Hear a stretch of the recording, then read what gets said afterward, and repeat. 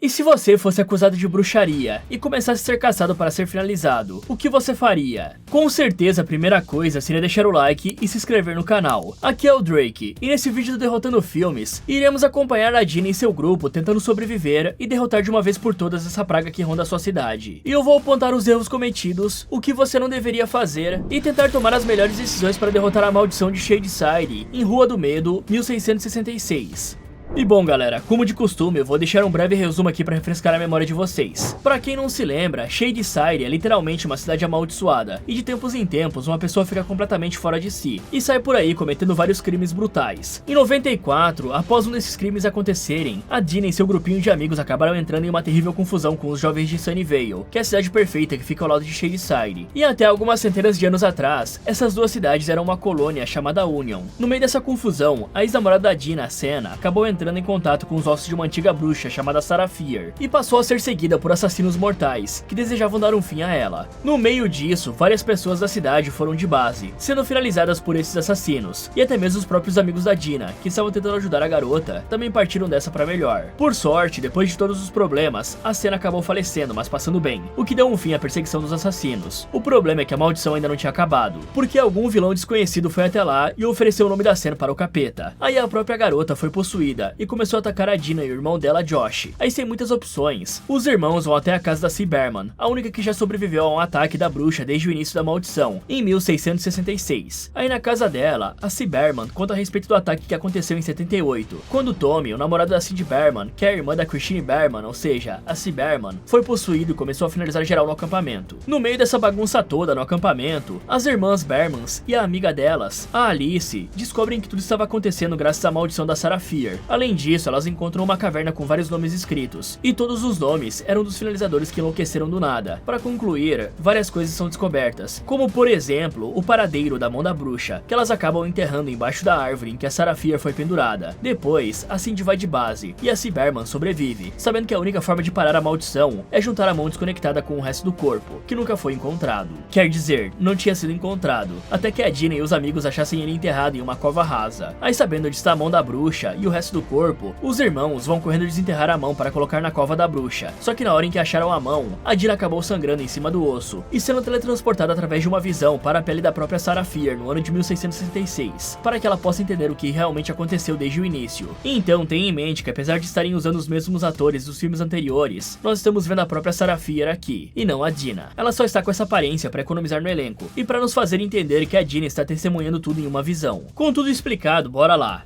Assim que a garota do futuro começa a ver a história da bruxa, a jovem Sarah Fier é chamada por seu irmão para ajudar com o parto do último filhote da ninhada de porquinhos, que estava tendo problemas para nascer, e poderia morrer junto com a mãe. Por sorte, a garota se mostra bem experiente, e consegue salvar o último recém-nascido, assim como a porquinha mãe. E o George, o pai da Sarah, fica bem impressionado pelo feito da jovem em não perder nenhum filhotinho. Além disso, a menina pega um dos porquinhos e coloca em um saco para levar para o amigo Solomon Good, algo que faz o pai dela insinuar que os dois poderiam começar um relacionamento, já que o homem perdeu a família recentemente e precisa de alguém para se apoiar. Porém, a Sarah deixa bem claro que não planeja ter nada mais do que amizade com o Solomon. Com isso dito, a Sarah pega o porquinho e sai para visitar o amigo. Só que no caminho até lá, a garota passa pela pequena colônia em que mora e fala em códigos com alguns outros jovens para confirmar que naquela mesma noite vai haver uma festinha cheia de bebida, cogumelos e safadeza. E uma das pessoas com quem a Sarah se encontra é a Santa Hannah Miller, como ela é conhecida por ali por ser filha do pastor. E além de dizer que vai para a festa, a Hannah também conta que antes disso irá com a Liz pegar alguns frutos com a viúva, o que parece ser impressionante, já que a Sarah fica desacreditada ao ouvir isso. E vendo essa reação, a Santinha convida a amiga para ir junto. Mas antes que a conversa possa continuar, a mãe da garota aparece na porta da casa, vê as duas jovens muito perto uma da outra e manda a Hannah entrar imediatamente, o que a jovem faz com um pouco de relutância. O bizarro é que mesmo após continuar em frente, a Sarah acaba sendo abordada por um cara aparentemente bêbado, chamado Thomas, que se atira pra cima dela, falando que vê a escuridão na alma da menina e que sabe de todos os segredos sombrios que tem na colônia, o que faz a Sarah se afastar dele e ir para a casa do Solomon, que fica na floresta bem afastada da colônia. Algum tempo depois, ela chega na casa do Solomon Good, passando pelos túmulos da esposa e da filha dele. Então eles entram na casa e ela entrega o porquinho, dizendo que é como um dote de casamento, já que para o pai dela, os dois são praticamente casados. Mas o cara não parece levar isso a sério. Além disso, os dois conversam mais um pouco, com o Solomon falando que tem certeza de que essa terra tem tudo para prosperar, mesmo que seu irmão não acredite e mande ele voltar para a colônia e desista de ser fazendeiro. Fora isso, ele parece saber que nessa noite os jovens vão se encontrar como sempre fazem quando tem lua cheia, e recomenda que a Sarah fique em casa, já que nada de bom acontece naquela floresta ao escurecer. Porém, a Sarah claramente não dá bola pra isso. Mais tarde, quando praticamente todo mundo já estava dormindo, a Sarah vê um sinal de luz na janela de uma das casas, e entende que estava na hora de se encontrar com a Honey e com a Lizzie, para irem até a casa da viúva. Por isso, ela manda o Henry manter a boca fechada, e foge de casa para ir curtir a noitada ao som de Descer lá pra BC. E então, as três jovens se encontram, e vão até a casa da velha senhora que fica no meio da floresta, sendo que no caminho, as três conversam sobre os boatos de que a viúva é uma bruxa com 1000 anos de idade, que bebe o sangue de virgens e acabou com o próprio marido para se manter viva. No entanto, a Sarah fala que a verdade é que a tal bruxa é apenas uma médica que perdeu o marido e se isolou na floresta, algo que foi dito pelo próprio Solomon, que buscou ajuda com ela. Depois de toda essa conversa, o trio finalmente chega na casa da senhora, só que ao perceber que ela não estava lá, elas decidem entrar rapidamente e procurar as frutinhas alucinógenas, o que aparenta ser um pouco complicado, levando em conta que a casa está cheia de ossos, animais mortos, peles e plantas. Mas o que a Sarah acaba encontrando, na verdade, é um livro surreal, que fala sobre algo maravilhoso, e nunca antes visto por essas pessoas, o navegador Opera. E dá pra entender muito bem o motivo da Sarah ficar tão surpresa, porque o que ele faz é quase bruxaria. Afinal, o Opera pode te ajudar em todas as partes do seu dia a dia, seja para trabalhar ou apenas para curtir um pouco enquanto navega na internet. Isso porque ele possui vários tipos de funcionalidades diferentes, extremamente úteis e práticas, principalmente para você que curte ouvir uma musiquinha ou um podcast, e é praticamente que nem eu que passo o dia inteiro com um fone no ouvido, até porque no Opera é possível mudar ou pausar o que está sendo reproduzido apenas passando o mouse em cima do player que fica na barra lateral, isso sem contar que o player também é flutuante, e pode ser movido por toda a tela, e até mesmo para fora do navegador de uma maneira totalmente livre. E se você for do tipo que prefere ver vídeos ao invés de música, o Opera também é para você, já que além de ter o recurso de janela flutuante para você assistir um vídeo enquanto navega na internet, também é possível dividir a tela em duas partes quando for necessário trabalhar com multitarefas, o que é ótimo para quem não tem dois monitores e precisa fazer duas coisas ao mesmo tempo. Eu tenho 3 monitores aqui e uso bastante esse recurso, e isso pode ser feito facilmente ao arrastar a aba para baixo e para o lado que você preferir. Tudo isso sem precisar ficar abrindo várias janelas no navegador. E além de todas essas funcionalidades práticas, o Opera também permite que você mude o tema do navegador, e alguns bons exemplos disso são os ótimos temas Aurora e Midsommar, que inclusive você pode customizar para deixar do jeito que você quiser. E outra coisa que eu preciso mencionar é o ótimo recurso das ilhas de guia, que podem te ajudar a se organizar de uma maneira bem simples, pois com essa funcionalidade você pode criar várias ilhas de guia e colocar as abas que quiser dentro delas, permitindo que você as organize do jeito que você preferir. Já querendo o agrupamento automático que está sendo demonstrado, você também pode mudar manualmente as abas de posição.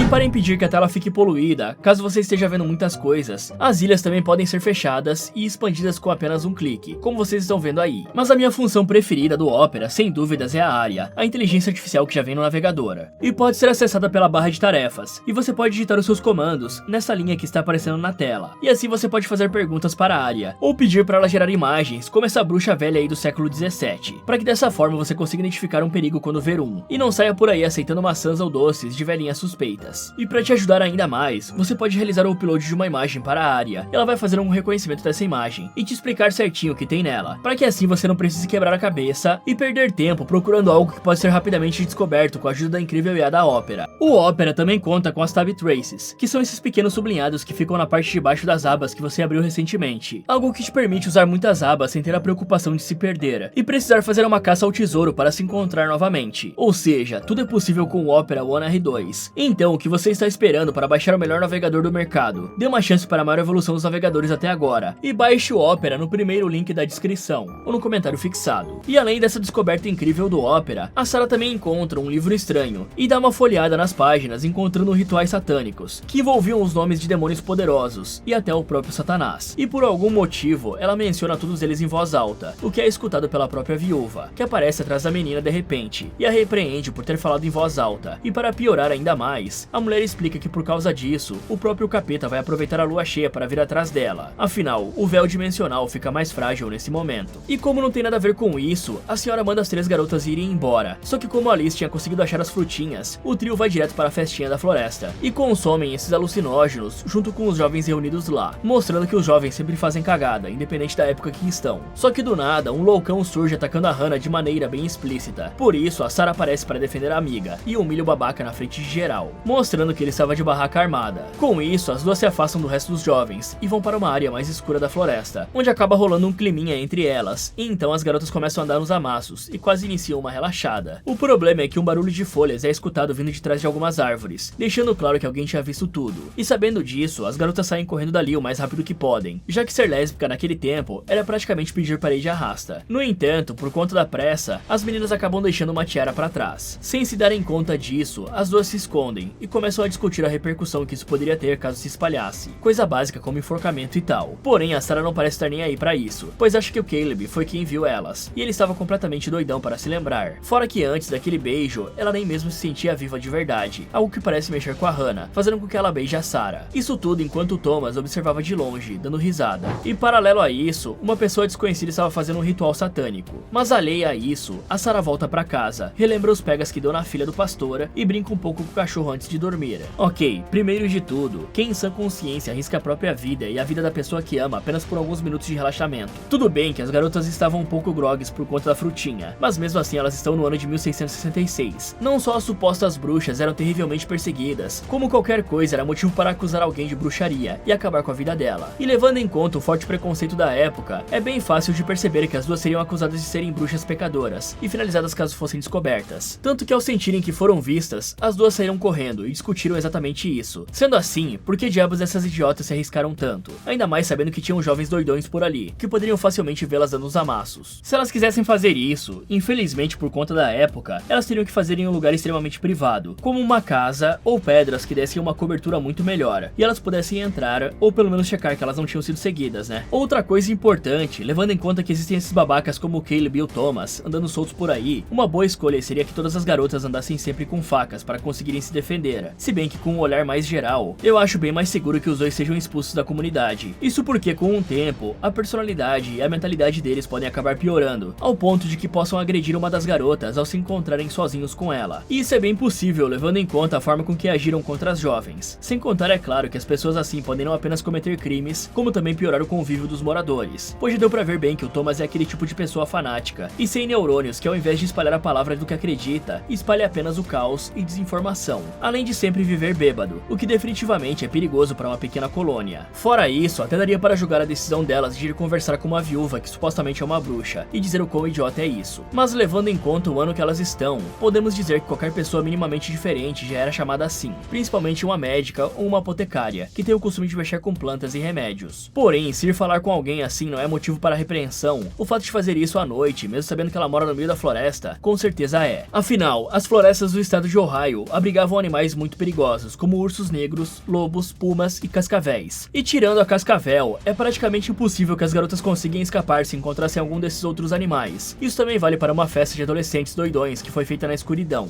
Mas como se já não bastassem correrem esse perigo, as meninas ainda mexem nas coisas de uma possível bruxa, e a Sarah fala em voz alta o nome dos demônios, algo que, vamos ser sinceros, era totalmente desnecessário e não foi diferente de pedir para entrar na mira do capeta. Fora que se alguém da cidade escutasse ela falando isso, a menina provavelmente iria para a fogueira na hora. Sem contar que a tiara esquecida lá pode servir muito bem como prova, caso a pessoa que viu as duas decida dedurá-las.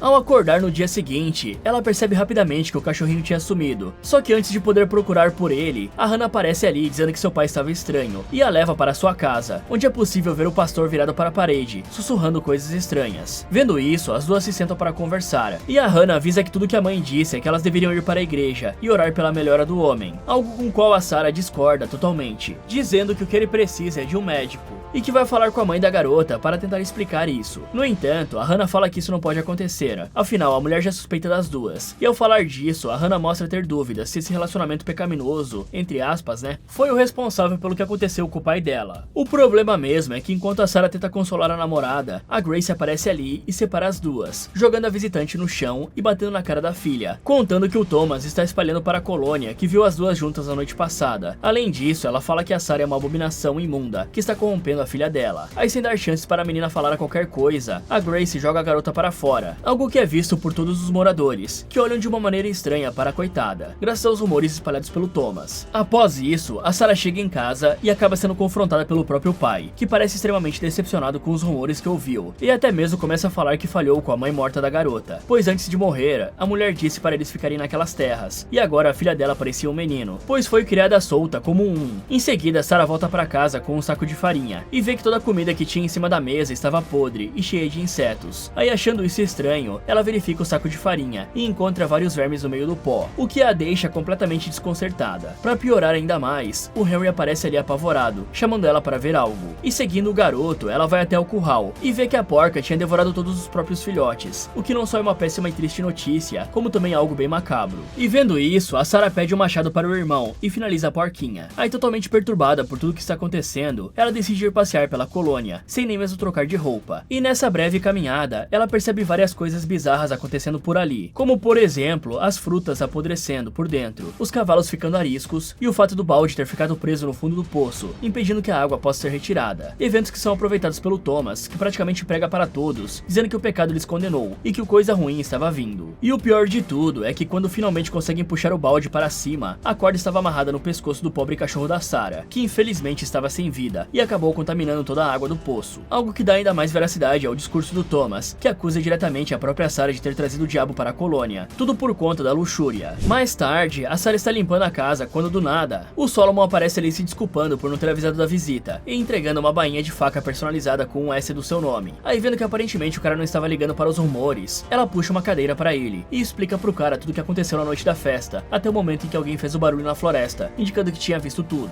A questão é que a própria Sarah mostra dúvidas e começa a se questionar se pode realmente ter sido ela quem trouxe Satanás para a colônia, ou vai ver ele está dentro dela igual o Thomas falou. Mas ouvindo tudo isso, o Solomon fala que a garota não devia dar ouvidos a essas besteiras. Afinal, o que aconteceu com a Hannah foi apenas uma brincadeira inocente, algo que a Sarah discorda, dizendo que realmente gosta da menina. E mesmo ouvindo isso, o cara ainda fala que está tudo bem, pois sempre estará lá para ajudá-la, e também porque ninguém convida o diabo sem querer, é preciso estar aberto a ele. Nesse momento, os dois escutam alguém gritar e correm para ver o que estava acontecendo, descobrindo assim que o pastor Cyrus tinha se trancado dentro da igreja com várias crianças e não estava mais respondendo. Sabendo disso, o Solomon se junta a mais alguns homens e eles derrubam a porta com dificuldade. Só que ao perceber o clima estranho, o Solomon deixa os homens de guarda impedindo que as pessoas entrem e vai checar sozinho o que tem ali dentro. O bizarro é que, além de ouvir o pastor sussurrando que tinham chamado o diabo para a colônia, o cara encontra vários olhos arrancados jogados no chão, percebendo rapidamente que eram os olhos do próprio Cyrus e das crianças que estavam sem vida nos bancos da igreja. Nessa hora, os cidadãos finalmente entram e encontram as pobres crianças mortas, incluindo o próprio Henry. Além disso, o pastor parece sentir a Sarah de alguma forma e vai pra cima dela. Por sorte, o Solomon vê isso e consegue finalizá-lo antes que algo aconteça. Se bem que a esse ponto, algo já estava acontecendo em Union, pois esse evento faz todas as pessoas ficarem apavoradas, dizendo que isso é bruxaria. Bom, como foi dito anteriormente, antigamente era mais comum as pessoas serem cheias de todos os tipos de preconceitos e de superstições. Não que hoje em dia tenha acabado, mas por conta da época, é óbvio que era pior. Por isso é um pouco complicado analisar qual seria o melhor rumo de ação, já que dificilmente a Grace escutaria as garotas, por motivos óbvios, né? E caso as garotas tentassem levar o pastor para a casa da viúva para ver se ela conseguiria curá-lo, já que ela costuma mexer com remédios e plantas, é bem provável que isso só piorasse a situação das duas, que sendo sincero já está péssima. Fora que se após elas levarem o cara para a casa de uma mulher conhecida como bruxa, e depois o pastor ainda cometesse um crime terrível, as duas estariam completamente condenadas, e com certeza seriam culpadas por isso, pois teriam levado o homem para a casa de uma bruxa. E considerando que as duas já estavam na mira do resto da cidade, eu realmente não vejo outra escolha melhor para elas além de meter o pé dali o mais rápido possível. Afinal, essa comunidade claramente é uma bomba relógio, esperando para explodir. É claro que a vida fora da colônia não seria fácil, porém pelo menos elas teriam alguma chance em um lugar que fossem completamente desconhecidas. Fora esses problemas que já são bem complicados de lidar, o fato de a comida estar apodrecendo muito antes do que deveria, os animais estarem agindo de uma maneira estranha, e é claro, a água ter sido contaminada pela morte do cachorrinho, eu vou ter que concordar com o Thomas dessa vez, de que isso realmente possa ser um sinal de que o diabo tenha chegado em Union. E pela sequência de desgraça, fica bem claro que ele não tá pra brincadeira. E isso somado com os boatos recentes das garotas se beijando, eu realmente não acho que elas deveriam ter arriscado tanto continuando ali, pois se as comidas continuassem apodrecendo e mais animais fossem encontrados na água, as pessoas começariam a ficar loucas querendo achar um culpado.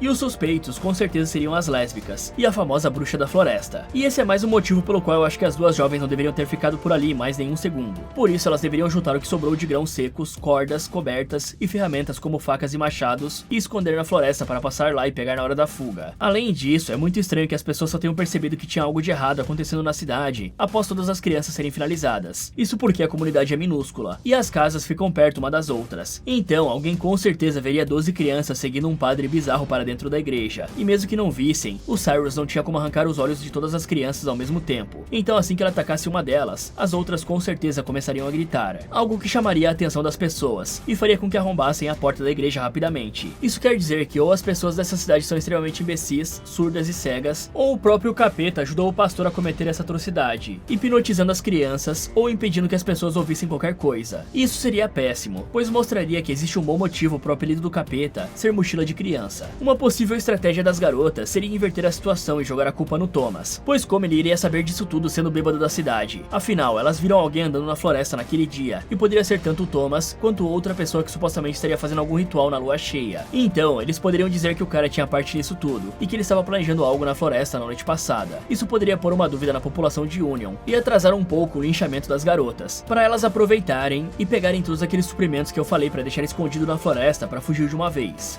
Mais tarde, todas as pessoas da colônia se reúnem na igreja para discutir quem deve pagar por esse ato de bruxaria. O Solomon até tenta dizer que o culpado já morreu, porém as pessoas não acreditam nisso. Afinal, o pastor era um homem de Deus, e só fez aquilo porque estava enfeitiçado, e é o culpado pela bruxaria que deve pagar. Com isso dito, uma discussão em busca do culpado se inicia, com o Thomas falando para todos que viu as duas garotas rindo e flertando na última lua cheia. Aí, em defesa das amigas, o Isaac fala que os jovens realmente se reuniram para beber e dançar naquela noite, porém diz que ninguém fez nada de errado, o que infelizmente não convence ninguém, e todos voltam a falar sobre como a praga estava em Union. Aí, vendo que as coisas estavam ficando feias, o Solomon repreende os moradores, falando que eles estão caçando sombras, e imaginando coisas sem ter nenhuma prova do que falam. E aí, disposto a se vingar da humilhação que sofreu na festa dos jovens, o Caleb se levanta e inventa várias mentiras a respeito da Sarah e da Hannah, dizendo que foi enfeitiçado por elas, e viu as duas dormindo com o próprio Cramunhão, o que inflama a chama de justiça no coração das pessoas, se é que dá pra chamar assim. E como resultado, vários outros homens acusam a dupla de garotas, dizendo que viram a mesma coisa. Por sorte, a Sarah e a Hannah estavam vendo toda a reunião pela janela e ficaram sabendo na hora que estavam ferradas. O único problema é que as garotas mal têm tempo de planejar uma fuga, já que elas acabam sendo vistas na janela e precisam sair correndo imediatamente quando são perseguidas pelos moradores furiosos e cheios de vontade de acabar com o mal. Pra piorar ainda mais, a Hannah acaba caindo e sendo pega pelo Caleb e por outro cara, e vendo que não poderia fugir, ela manda a Sarah sair correndo, o que realmente acaba sendo a única opção. A coisa nojenta de verdade é que ao capturarem a garota, os dois mentirosos rasgam a roupa dela para ver as partes íntimas, usando a desculpa de que é pra procurar a marca do diabo. Depois disso, quase todos os cidadãos se reúnem e decidem que vão caçar a Sarah Fier por toda a floresta se for preciso, para que assim possam conseguir justiça. Mas ao mesmo tempo em que está sendo caçada, a Sarah coloca uma capa e anda no modo stealth por todo o vilarejo, até chegar na igreja, que é onde a Hannah está presa. Então ela usa uma pedra para distrair o cara que estava de vigia e entra rapidamente para encontrar a namorada, descobrindo assim que ela estava presa por correntes e cheia de hematomas. A Hannah fica feliz em ver a Sarah, mas também avisa que a jovem precisa sair dali o mais rápido possível, pois a Sarah vai ser enforcada junto com ela no dia seguinte se for capturada. E a garota nem mesmo pensa em escapar, dizendo ser culpada de trazer o diabo para a colônia. Porém, ela não diz isso por realmente ser culpada, e sim pela situação em que se encontram. A questão é que não importa a verdade, já que os moradores acreditam nisso, e não ligam para mais nada. E aí, ouvindo isso, a Sarah cai na real, que se as duas estavam sendo acusadas e caçadas por algo que não fizeram, elas poderiam muito bem dar uma razão para essas acusações. E então, se lembrando do livro que viu lá na cabana da viúva, ela avisa que irá fazer um pacto com o próprio diabo para que o casal possa sair dessa situação, pois ao invés de ter medo do capeta, ela tem medo dos vizinhos que as acusaram injustamente e da mãe que deixa a filha ser enforcada sem falar nada. Por isso ela se despede, falando que irá dar uma bruxa de verdade para a Union e que ao fim de tudo isso, as duas poderão ser felizes juntas sem precisarem se esconder. Em seguida, a Sarah vai até a casa da viúva para ver se conseguiria fazer o tal pacto, e como ela não encontra a mulher em lugar nenhum da casa, ela vai entrando para procurar pelo livro. Só que ao chegar na caixa que o livro estava guardado, ela vê que as mãos ficaram manchadas de sangue e anda para trás, o que a faz tropeçar e cair bem ao lado do corpo da pobre viúva, que tinha sido finalizada brutalmente. Aí, totalmente assustada, a Sarah sai correndo imediatamente dali, e atravessando a floresta escura, ela chega na casa do Solomon Good, que a deixa entrar sem problemas. Lá dentro, ela explica que as duas não são culpadas de nada, e fala sobre o que viu na casa da viúva, finalizando dizendo que alguém tirou a vida da coitada, algo que ela jura não ter sido feito por ela. O ponto é que a Sarah também conta sobre o livro do diabo que tinha na casa da senhora, e fala que ele sumiu de lá logo agora que as pragas chegaram em Union. Por isso, a teoria da jovem é que alguém pegou o livro e fez um pacto com um bicho ruim, oferecendo a cidade em troca de poder. O Solomon diz acreditar na garota, e pergunta quem mais sabia disso. O problema é que na hora em que ela diz que ninguém mais sabe, os moradores de Union se aproximam da casa, com tochas e ancinhos procurando pela Sarah. Por isso, a Sarah se esconde no quarto do cara, enquanto ele tenta falar com os homens. O Caleb parece não estar nem aí para o Solomon, e invade a casa do cara dizendo que quer a bruxa. Isso tudo enquanto o resto dos cidadãos rodeava a casa. Aí, se vendo sem opções, a Sarah encontra uma portinha secreta e entra nela, seguindo um pequeno caminho até um porão bizarro cheio de coisas, incluindo uma máscara bizarra de porco, que parece ser feito da cabeça de um porco real. Além disso, ela vê uma chama vindo de outro buraco na parede de pedra, e vai até lá ver o que era, descobrindo assim uma caverna escura com uma chama brilhando no meio do que parecia ser uma forma distorcida de pentagrama. Então ela acende uma tocha, e vê uma cabeça cortada de bode bem em cima da estrela, com o sangue percorrendo todo o desenho, fora é claro, o livro do capeta que ensina como fazer um pacto com o demônio. Ok, foi basicamente como eu disse. Existem algumas situações que são muito comuns aos humanos, e podem nos ajudar a entender o que as pessoas farão após certo acontecimento. E uma dessas coisas é a procura de um culpado, algo ou alguém a culpar para que possamos aliviar a nossa raiva, frustração e medo, pois essas coisas estão bem relacionadas. Agora, somando esse comportamento comum com o fato de as pessoas ali já mostrarem certa apreensão com as bruxas e um claro preconceito, estava bem claro desde o início sobre quem a culpa iria cair. Tudo que era necessário era alguém colocar um combustível na fogueira. E mesmo que essas pessoas não tenham provas de nada, elas não precisam de provas realmente. Precisam apenas acreditar um pouco para que possa ter algo para extravasar a raiva. Então o maior erro das garotas aqui foi simplesmente a ingenuidade e a falta de conhecimento no comportamento das pessoas. Algo que elas deveriam saber muito bem, levando em conta que as duas moram há vários anos junto com essas pessoas. E caso você tenha pensado que conversar com os moradores e tentar explicar a situação era algo viável, bom, a esse ponto aqui você está muito enganado. Até porque quando as pessoas são motivadas da forma que esses moradores foram, por raiva e justiça, agora a única solução para eles é eliminar as bruxas e conseguir vingança. E é praticamente impossível mudar esse pensamento. Afinal, é muito simples acreditar na mentira dos outros e extravasar de raiva, do que ir logicamente, ir contra a multidão e ainda por cima se privar de uma vingança tão merecida. Dito isso, as garotas poderiam simplesmente ter corrido em linha reta até chegarem à floresta escura, onde aí sim poderiam despistar os perseguidores. Não havia necessidade de se enfiar entre os objetos ou qualquer coisa assim. As árvores iam fornecer cobertura o bastante para que elas pudessem fugir juntas. Isso considerando que as duas só fugiram ao serem vistas, porque na hora em que o Caleb contou a primeira mentira, elas já deviam ter metido o pé dali sem olhar para trás, em vez de ficar na janela esperando por um milagre. Além disso, a Sarah não deveria ter confiado tão cegamente no Solomon Good, principalmente após ele ter perguntado a clássica frase, quem mais sabe disso? Pois qualquer pessoa em sua consciência sabe que essa frase é usada por assassinos, quando querem confirmar se mais alguém sabe de algo que não deveria, pois dessa forma ele vai saber quem precisa eliminar. Nesse momento, a única coisa esperta que a Sarah poderia falar era o seguinte, eu vi o livro sim, e eu não sou a única que sabe sobre ele. Dessa forma, ela não revelaria a identidade de quem mais sabe sobre o livro, pois poderia ser qualquer amigo dela além da Hannah. E como está claro que ele é verdadeiramente por trás desse pacto, a Sarah deveria ter saído dali correndo. Afinal, o cara com certeza vai tentar eliminá-la para evitar que algo seja revelado. Porém, ela não deve voltar para a Union e tentar contar para os cidadãos o que descobriu. Isso porque, dificilmente nessa época, alguém iria acreditar em uma jovem garota lésbica do que no Solomon Good, um pobre homem que perdeu a família. Por isso, aqui ela tem duas opções. A primeira é levar o livro junto e continuar com o plano de fazer um pacto com o diabo para liberar a Hannah e viver uma vida feliz com ela, o que pode ser um pouco complicado dependendo dos termos do pacto, ou esquecer completamente a Hannah e fugir dali para salvar a própria vida, já que se fosse para soltar a garota, tinha que ter sido no momento lá da igreja.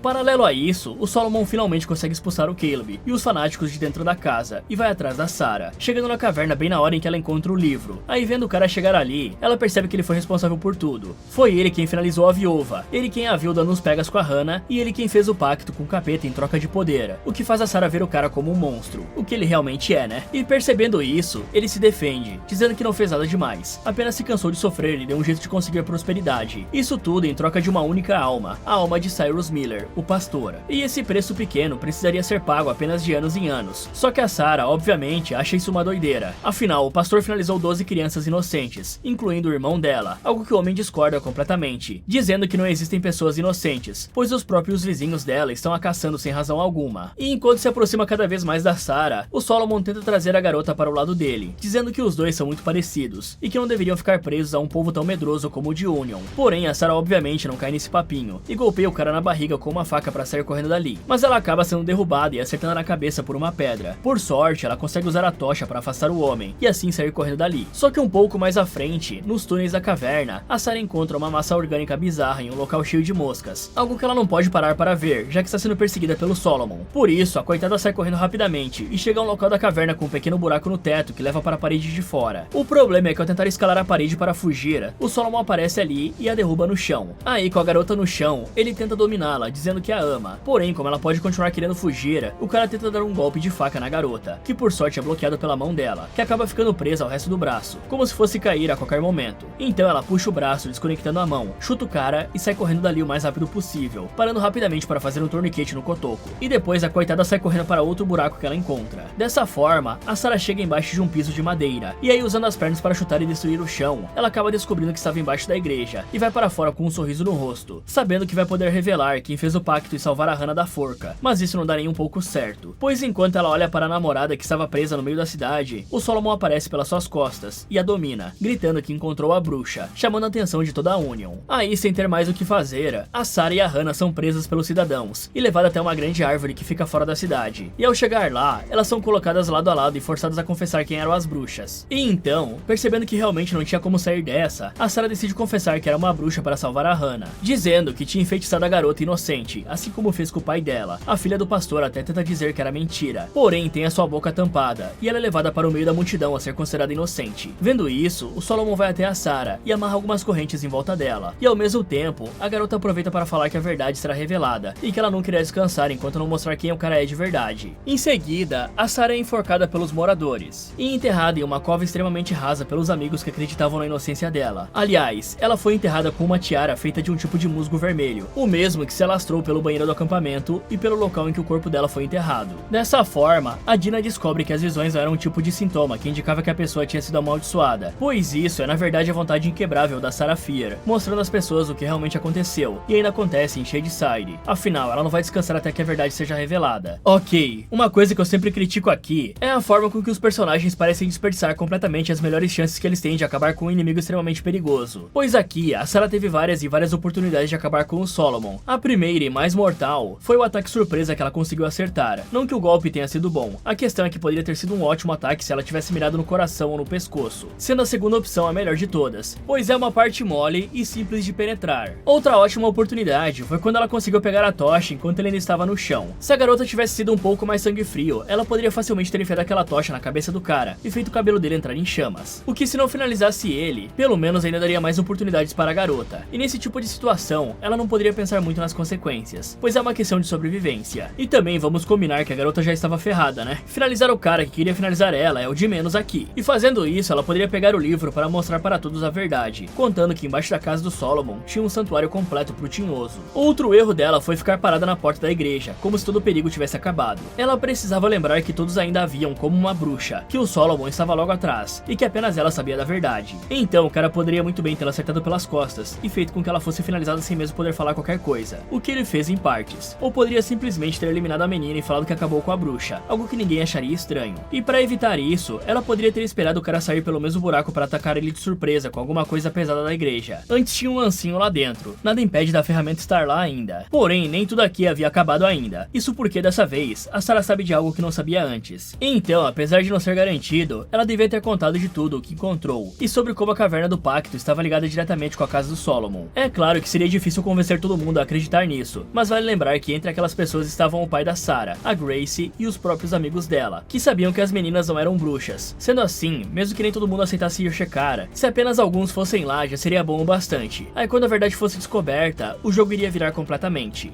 Assim que a visão de 1666 termina, a Dina escuta as sirenes da viatura chegando ali perto, e percebe rapidamente que não pode confiar no delegado Good, pois ele era um descendente do Solomon. Aí lembrando que o Josh estava esperando na estrada, ela sai correndo e puxa o irmão para a floresta na hora em que o Good estava se aproximando dele. Então eles se escondem atrás de uma árvore, e a Dina fala rapidamente que o Good é do mal, e que os dois precisam fugir. Por isso, os dois armam um plano e fazem barulho atrás de algumas árvores, deixando apenas o tênis do garoto ali. E quando o delegado vai checar, os jovens entram na viatura dele e vão embora. Aí, enquanto estão na estrada, a Dina explica detalhadamente pro Josh tudo o que descobriu na visão, contando que o Solomon Good fez um pacto com o diabo há mais de 200 anos atrás, para conseguir poder e prosperidade. E até hoje, os descendentes dessa família continuam um sacrifício para que Sunnyvale continue crescendo, sendo esse o motivo pelo qual o Nick é o delegado e o irmão dele, o prefeito. Isso sem contar que a Sarah Fier nada mais era do que uma vítima que descobriu todo esse esquema macabro e foi usada como bode expiatório. Então, na realidade, os assassinos não vão atrás de quem foi finalizado pela bruxa, bruxa, mas sim atrás daqueles que tiveram visões com a Sarah e descobriram fragmentos da verdade oculta, o que indica que agora ela é um alvo dos assassinos. E como se isso já não bastasse, a central da polícia avisa todos os agentes que a viatura do delegado foi roubada. Em seguida, Cyberman está vigiando a Sam possuída, quando do nada, os irmãos aparecem ali dizendo que precisavam conversar. Então, a Dina leva a mulher para a sala e conta tudo o que descobriu a respeito do Nick Good ser o atual responsável pela desgraça em Shadyside. Além disso, ela fala que por não poderem parar o pacto, eles precisam finalizar o delegado, o que deixa a Zig em choque, se lembrando de tudo que viveu no acampamento ao lado dele. Mas o pior disso é que antes dos dois chegarem ali, ela ligou para o Nick pedindo ajuda. Aí sabendo disso, a Dina vai correndo avisar o Josh que os dois precisam sair dali com a Sam, o que quase dá certo, já que a garota é atacada pela encapetada. Por sorte, a Zig aparece na hora certa e desmaia a Sam com um golpe na cabeça, falando que queria fazer isso há muito tempo. Depois disso, eles pegam a viatura e vão até a casa do Martin, o zelador do shopping. Afinal, o cara deu o cartão para o Josh e disse que o ajudaria em qualquer coisa, o que parece ser verdade, já que o trio chama ele para finalizar o delegado Good e ele aceita na hora. Então, a equipe vai até o shopping de Shadyside e começa a armar um plano para conseguirem se livrar dos assassinos imortais e eliminar o Nick. E a melhor opção que eles acharam para fazer isso é prendendo os finalizadores dentro das lojas, pois a grade de proteção é extremamente forte e provavelmente vai aguentar tempo suficiente para que possam finalizar o delegado. Algo que deixa o Martin confuso, sem entender se o trio realmente estava falando sério. Mas além disso, a Zig também parece ter outra ideia que envolve tinta ou sangue, aparentemente. Sendo assim, o quarteto se divide em duplas para pegar os materiais necessários, com os dois caras indo até uma loja de brinquedos pegar arminhas d'água. E aproveitando o momento, o Martin pergunta o que realmente está acontecendo ali, e como não tem motivo para esconder a verdade, o Josh explica sobre a maldição de Shadyside e leva o cara até onde a Sam está presa para mostrar que ela está possuída de verdade, o que finalmente faz o Martin entender que precisavam finalizar o delegado Good para salvarem a cidade. E se lembrando de como a Kate morreu, o Josh disse para ele tomar cuidado e não morrer também. Então os dois saem rapidamente e vão até a viatura dar uma conferida no que tinha de útil na bolsa de emergência do delegado. E assim o zelador abre a bolsa, e além de um monte de armas, o Martin encontra uma lata de spray vermelho igualzinha que tinha sido encontrada na bolsa dele, e foi o motivo da sua prisão, descobrindo assim que o responsável pelas pichações no shopping, falando sobre a bruxa, era o próprio Nick Good. Após isso, o Josh se encontra com a Dina, entrega uma lanterna pra ela e fala o famoso código da Konami do cima cima baixo baixo, que era usado em vários jogos antigamente. Praticamente uma forma meio nerd de tentar acalmar a garota e dizer que tudo vai dar certo, pois agora os dois têm vidas extras. Uma pena que ele tenha esquecido de dizer isso para Kate e o Simon, né? Aí, sabendo que a hora da verdade estava chegando, os quatro se reúnem na parte central do shopping e a Dina faz um discurso à la Vingadores para os outros três, dizendo que eles suportaram a humilhação por tempo demais e que agora estava na hora de libertar Shadyside e vingar os mortos que perderam a vida por culpa da família Good. E com isso dito, a preparação do plano finalmente começa, com eles colocando cordas e sinos por todo o prédio, para saberem quando os finalizadores chegarem e para terem um plano de emergência caso sejam perseguidos. Além de algumas outras coisas, como pichar as paredes com spray que brilha no escuro e colocar lâmpadas de luz negra. Porém, a parte principal do plano é feita quando a Sarah sangra dentro de um balde com água, e os quatro colocam uma tinta fosforescente na mistura para verem o sangue no escuro. Então eles colocam esse líquido nas arminhas d'água e fazem um caminho no shopping que leva para dentro de algumas lojas, para que os finalizadores sigam o cheiro e fiquem presos. E quando as luzes do prédio são desligadas, o quarteto vê que o shopping realmente ficou extremamente iluminado.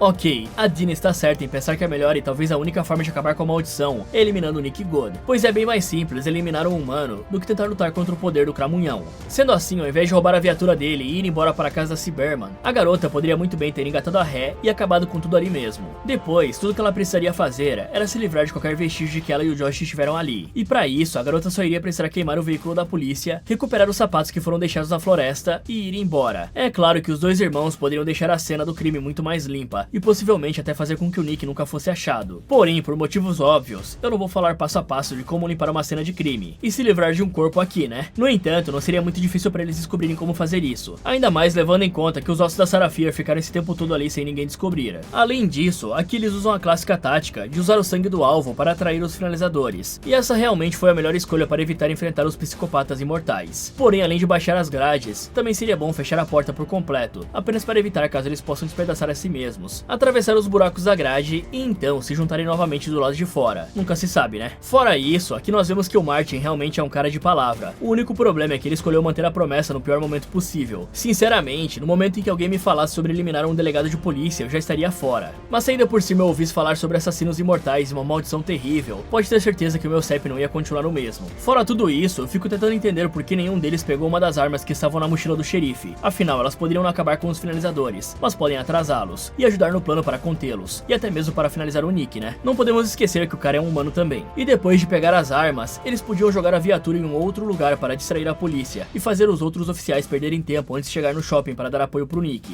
O problema é que eles nem têm tempo de apreciar a obra que fizeram, pois um dos sinos que foi colocado na entrada faz barulho e entrega que tinha gente entrando. Sabendo disso, os dois irmãos se escondem juntos atrás de uma bancada e a outra dupla faz o mesmo. Só que após alguns minutos de tensão, quem aparece ali são dois policiais, que rendem os suspeitos e avisam a central. Mas antes que possam fazer outra coisa, um dos policiais é finalizado pelo assassino Harry Hooker, também conhecido como o Leiteiro. Aí o outro agente vai tentar ajudar o parceiro e dispara várias vezes nas costas do mascarado, o que apenas faz com que o zumbi vire para ele e o finalize. A parte boa é que a equipe consegue usar essa distração para correr para outros lugares, na tentativa de ficar em posição para prender os assassinos dentro das lojas. Mas o Martin quase acaba tendo um ataque de nervosismo e estragando tudo. Porém, a Zig consegue acalmá-lo, e assim os dois ficam em posição perto das lojas, prontos para fecharem as portas, algo que o Josh também faz. Já a Dina, por outro lado, vai até onde está a cena e joga perfume em si mesma, provavelmente para tentar mascarar o próprio cheiro, e não ser seguida pelos finalizadores. A questão é que esse atraso no plano quase sai caro para eles, pois nessa hora os assassinos finalmente aparecem ali seguindo os rastros de sangue e entrando dentro das lojas, ignorando totalmente o Josh e os outros dois, que fecham as grades facilmente para prender os inimigos. O problema é que a Dina não faz o mesmo, já que ela tinha ido passar perfume. Por sorte, a Zig age rápido e consegue fechar a grade que ela estava responsável, mesmo que com alguma dificuldade. Em seguida, os quatro se reúnem em uma pizzaria e discutem a respeito de quantos assassinos conseguiram prender, percebendo rapidamente que a Ruby Lane não estava entre eles, nem o moleque do taco. Porém, a equipe nem consegue pensar nisso, já que nesse momento, todos os assassinos ficam completamente em silêncio, indicando que o Nick Good tinha chegado ali. Aí, sabendo disso, a Zig sai do esconderijo e vai encontrá-lo perto da árvore da bruxa. E assim que o Nick vê a mulher parada ali, ele vai até ela com calma, como se tivesse com medo dela saber algo. Porém, na hora em que o cara fica próximo bastante, ela puxa uma corda e derruba a água com o sangue da Dina em cima dele. Ao mesmo tempo, os outros três levantam as grades das lojas e deixam os assassinos saírem para ir atrás do delegado. E percebendo isso, o Nick corre rapidamente para pegar a Zig e usá-la de refém, dizendo para a Dina que se ele morrer, a mulher também morre. No entanto, nessa hora, ele é esfaqueado pelas costas pelo Zé Caveirinha e acaba caindo e soltando a Zig, que infelizmente é capturada logo na sequência pelo Milkman. Afinal, o sangue da Dina tinha respingado nela. Vendo isso, a Dina pega uma faca do chão e faz um corte na mão para chamar a atenção dos assassinos, algo que dá certo, já que o sangue dela não estava diluído em água, e assim todos os finalizadores vão atrás dela, incluindo o Máscara de Caveira, que quase finalizou o delegado. Aí, aproveitando a chance, o Nick foge dali na mesma hora, indo para os fundos do shopping, e como não pode permitir que ele escape, a Dina sai correndo para ir atrás dele, deixando os outros três cuidando dos assassinos. E aí, seguindo os rastros de sangue do cara, a Dina descobre que ele foi para baixo do shopping por uma passagem secreta entre as grades, e vai atrás dele, usando a lanterna para se guiar, e dessa forma ela chega aos túneis em pentagrama que levam até a caverna do pacto. Paralelo a isso, na parte de cima, o trio entende que não pode deixar os assassinos irem atrás da Dina, e decide deixar os finalizadores uns contra os outros, atirando o sangue da Dina em cada um dos que estão ali. Isso realmente dá certo, já que os zumbis atacam uns aos outros em uma batalha sangrenta. O único problema é que do lado do corredor, eles veem que a cena endemoniada se soltou e estava indo com tudo atrás da namorada. Mas sem saber disso, a Dina começa a procurar pelo delegado na escuridão dos túneis, só que por algum motivo, a garota grita o nome dele e entrega a própria posição, fazendo com que o cara desligue a lanterna para não ser encontrado, ou quase isso, já que ele parece esquecer o motivo de desligar a lanterna e também começa a gritar, dizendo que a Dina não vai acabar com uma história que o Solomon começou há 300 anos atrás, o que parece ser verdade, já que nesse momento a cena aparece do nada e derruba a Dina no chão, pronta para tirar a vida da jovem. A sorte dela é que aparentemente nem mesmo o capeta consegue vencer o amor, pois a Sam para o ataque por um segundo, ao se lembrar da namorada, e a Dina aproveita essa chance para bater a cabeça da possuída no chão, fazendo com que ela desmaie. E aí, sem perder tempo, ela passa para pegar a faca que acabou caindo no ataque repentino, mas nessa hora, o Good aparece ali segurando a faca e ataca a Dina na barriga, derrubando a garota no chão, bem ao lado daquela forma orgânica bizarra que é a Pedra do Diabo. Aí, como se não fosse suficiente tudo que fez até agora, ele zomba da cara dela, dizendo que logo logo ela será conhecida como a lésbica louca que finalizou a própria namorada, enquanto ele vai estar ganhando uma medalha por ter acabado com a assassina maluca. Isso deixa a Dina putaça e faz ela perceber que estava bem ao lado da Pedra do Diabo. Então ela usa toda a força que tem e joga a mão do delegado para o lado, fazendo com que ele toque o negócio e tenha visões de todas as mortes que os assassinos já cometeram ao longo de 300 anos. Isso porque, enquanto ela estava lutando contra o Nick, os 4 assassinos tinham terminado de lutar e estavam todos desmembrados. Só que além deles, a Ruby Lane Lane e o Billy Baker também aparecem ali. E aí, sabendo que eles iriam atrás da Dina, o Josh pegou o machado do Thomas Slater e saiu para enfrentá-los, o que acabou não dando muito certo, já que ele foi completamente dominado pela Ruby Lane, tendo seu braço estralado e quase foi de arrasta. Por sorte, a Zig apareceu no último momento e usou a arma de um dos policiais para acabar com a assassina, temporariamente pelo menos, pois logo em seguida, todos os finalizadores se recuperam e partiram para cima deles. Só que assim que as visões do Nick acabam, o cara parece ficar totalmente abalado com aquilo, vendo os fantasmas de todas as vítimas e ouvindo a promessa da Sarah Fier. E aí, aproveitando esse momento de vulnerabilidade, a Dina finaliza o cara com uma baita facada no olho, o que acaba salvando o trio que está lá em cima, que estava sendo cercado pelos carniceiros, que felizmente viraram pó igual a galera no estalo do Thanos. Nessa hora, a pedra do diabo é sugada para baixo da terra e a Sam finalmente acorda preocupada com a Dina. Porém, a garota mostra que praticamente é o Batman e revela que estava preparada para tudo usando um colete feito de livros por baixo da jaqueta. Aí, sabendo que tudo finalmente acabou, as duas decidem sair dali de baixo pela caverna do pacto, que estava se transformando e apagando qualquer indício do que aconteceu ali. Mas o mais surpreendente é que ao seguirem em frente e subirem uma escada, elas saem direto na sala de uma casa extremamente chique, e ao andarem pela residência, as duas passam por um quadro que mostra toda a árvore genealógica da família Good, que começou lá com Solomon. Só que sem perceberem isso, as duas saem da casa e descobrem que estavam em Sunnyvale, uma Sunnyvale totalmente nova, pois nesse momento o vizinho vai sair de carro e é atropelado por um caminhão em alta velocidade, sendo esse o primeiro acidente ou até mesmo crime da cidade. Bom, era meio óbvio que os policiais iriam chegar ali por conta da chamada da viatura roubada, né? Então, como o grupo não pensou em se livrar do veículo como eu disse, eles poderiam muito bem estar preparados para falar algo como tem assassinos atrás de nós, ou algo assim. Pelo menos dessa forma, os policiais poderiam estar preparados para dar pipoco nos zumbis. Mas por outro lado, se os policiais continuassem vivos, iria ser impossível acabar com o Nick Good, pois foi até melhor para o plano geral o fato deles terem ido de base. Não que isso seja bom, mas eles eram leais ao Nick. Mas para não deixar com que as mortes deles tenham sido em vão, se a Dina tivesse pego as armas como eu falei, daria para ter finalizado o Nick de surpresa no momento em que ele parou para falar com a Zig. Além disso, segundo o que foi mostrado, não fez nenhum sentido que os assassinos tenham deixado de se atacar, até porque o sangue continuou na roupa deles, e mesmo que não tivesse continuado, eles deveriam ter ido atrás da própria Dina, já que os zumbis seguem apenas o cheiro e não finalizam pessoas aleatoriamente, apenas aquelas que ficam no seu caminho. E esse não era o caso do trio, já que a Dina claramente estava do outro lado do shopping. E não adianta falar que a Zig tinha um pouco de sangue respingado, porque se fosse o suficiente, os assassinos deveriam ter continuado atacando uns aos outros, já que o sangue teria se juntado àquela gosma que eles viram quando morrem. Só que dá pra falar assim, né? Já a cena, eles poderiam ter trancado a garota em algum banheiro, afinal, ela não tinha nenhuma arma para conseguir ferir ninguém, e não teria força para quebrar o lugar para sair. E só pra deixar claro, galera, mesmo que tenham acabado com o Nick, nada impede que o restante da família faça um novo ritual, pois o prefeito da cidade, que é o irmão do Nick, ainda está vivo. Além disso, alguns dias depois, o Josh está com o braço engessado vendo o jornal, quando descobre que foram encontradas várias evidências de que o delegado Good era um serial killer, algo que toda a família fala que não tinha noção. Então a Dina aparece ali e os dois vão juntos para a escola. Porém, após deixar o irmão, a garota vai até o túmulo da Sarah Fier na estrada entre Sunnyvale e Shadyside. Ali ela se encontra com a Sam, e as duas fazem uma homenagem à pobre vítima. E ao mesmo tempo, duas coisas acontecem. Uma delas é a Zig ir até a casa da enfermeira Lane, entregar um diário para ela e abraçar a mulher como uma forma de mostrar que sente muito por tudo que aconteceu. Já a outra coisa é que depois de ter deixado na escola, o Josh foi se encontrar com o Marvin, que estava tentando vender um rádio para as crianças, como se fosse extremamente inovadora. Quer dizer, não é bem um rádio, era para ser um projeto de Walkman, só que gigantesco, sendo esse o motivo para ninguém comprar. Mas do nada, uma menina meio nerd aparece ali, e diz que pode dar um jeito de melhorar o produto. E caso o Marvin e o Josh queiram fazer isso, ela deixa anotado o arroba dela no gesto do gordinho. E o usuário da menina era justamente o usuário da pessoa com quem o garoto vinha conversando esse tempo todo, a respeito da maldição de Shadyside. Logo depois disso, tem uma cena pós-créditos, onde alguém rouba o livro do capiroto da cena do crime das catacumbas no shopping. Fala galera, esse foi Como Derrotar Rua do Medo, 1666. Você acha que conseguiria sobreviver? Me contem nos comentários. E se você fosse para uma missão em um lugar secreto e descobrisse que existem monstros lá, o que você faria? Quer saber se esses dois vão sobreviver? Então clique aqui nesse vídeo, ou aproveite para ver outras sugestões do Derrotando Filmes. Muito obrigado por assistir, e se lembre de sempre tomar cuidado com pessoas que são completamente fanáticas no que acreditam.